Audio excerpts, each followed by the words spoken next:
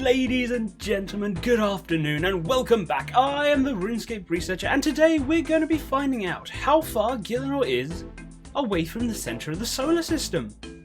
Now you'll see there's been a bit of a change of scenery. I was kicked out of Hal's workshop, something to do with negligence of care, something like that. First we have some important matters to address. I've obtained footage showing what happened to my world guardian, Mr. Picea. I know you. I've seen you before. I will come and find you, and you will not know what is happening.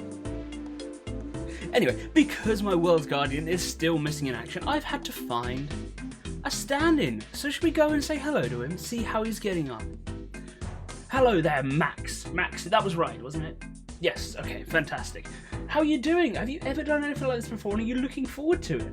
Mate, I'm super excited. Like, honestly, I've got no doubts whatsoever. We've got nothing too dangerous this time. All I need is for you to stand in the Caridian Desert, watch the sun move across the sky, so I just need to see how long it takes to move 1 degree, and from that, we'll be able to work it all out. How does that sound to you? So you want me to walk all the way down to the Cathar Desert and stare at the frickin' sun? Sounds alright, but what's in it for me? Alongside the recognition of working with me, we've also got a lovely case of Foster's and some shrimps for your barbecue. Oh, why did you say so? I'll go off now. I will see you soon. Have a good trip.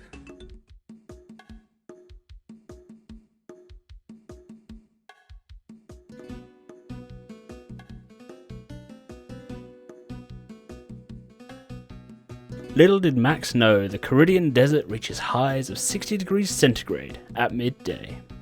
Hot, hot, hot, hot, hot! Why didn't that crazy wizard warn me that the desert was gonna be hot? Why has this place got no freaking phone reception? Come on, it's 2020. Where the hell is my phone reception? Turns out Max lacks any sense of direction and got lost in the desert. With no signal on his phone, he chose to communicate with the locals. Oh, there's some people over there. I'll go ask. G'day, mates. How's it going? Yeah. What's he saying, love? I can't make anything out.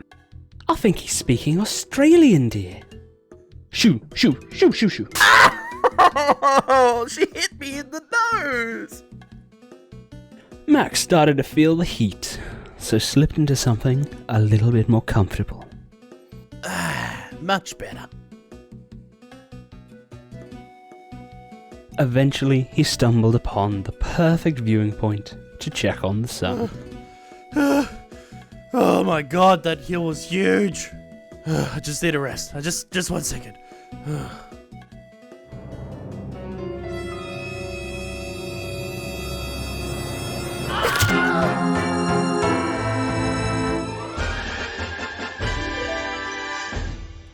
Wasn't that exciting? On average, it would take 3 days for a human to die from heat exhaustion. Now, with the Gielinor Desert's heat, the sun beating down 24/7, we're going to say 48 hours instead. Now, I had to find out what's the average constitution level and how much damage would the average human take on Gielinor. Now, it seems 7,900 HP is the average for a player. They have 79 constitution, and for Max to take that much damage, it took 48 minutes and 7 seconds. Which is a very bizarre coincidence, to be honest, because that means it's 60 times. There's a ratio of 60.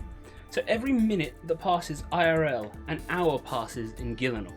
So with this information of the ratio of 60, we can actually work out how far away Gielinor is from its sun. We don't have a name for Gielinor's sun, so we're just going to refer to it as the sun from now on. Now, we know how many days there are in a year. The reason we know this, there is actually the calendar made by Firis, and he named a month after himself, the Ire of Firis. Very bizarre little individual. But there's 10 months in this calendar. It's not like the one we're used to here on Earth, but there still are 365.25 days in a year. So using that, we can work out how long it takes for an entire orbit of Gielinor.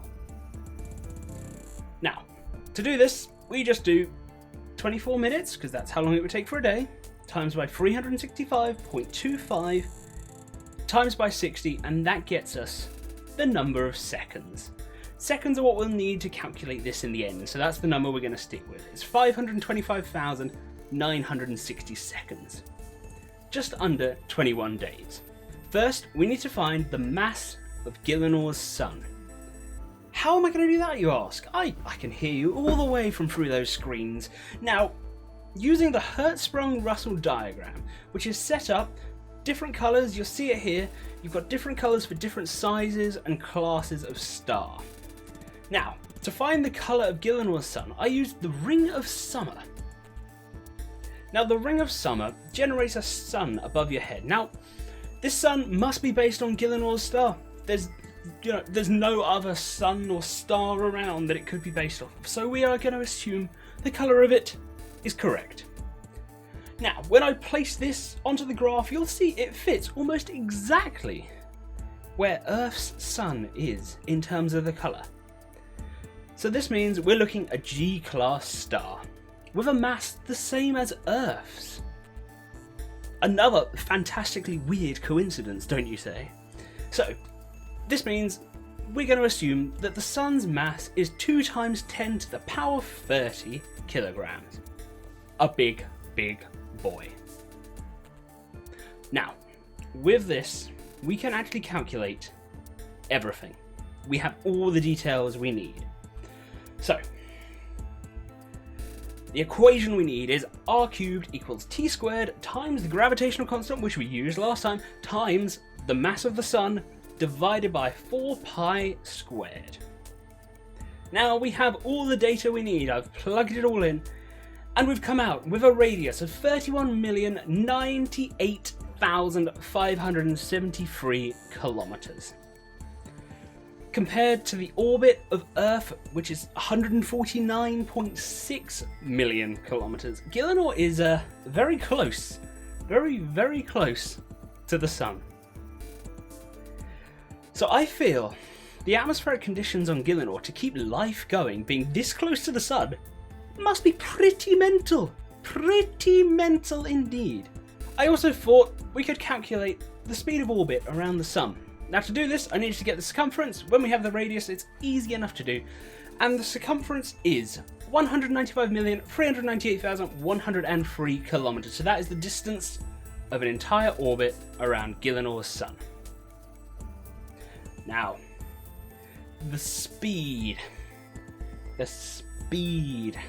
How fast is Gielinor moving compared to Earth?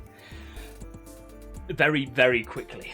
Very, very quickly. 1,337,427 kilometers an hour.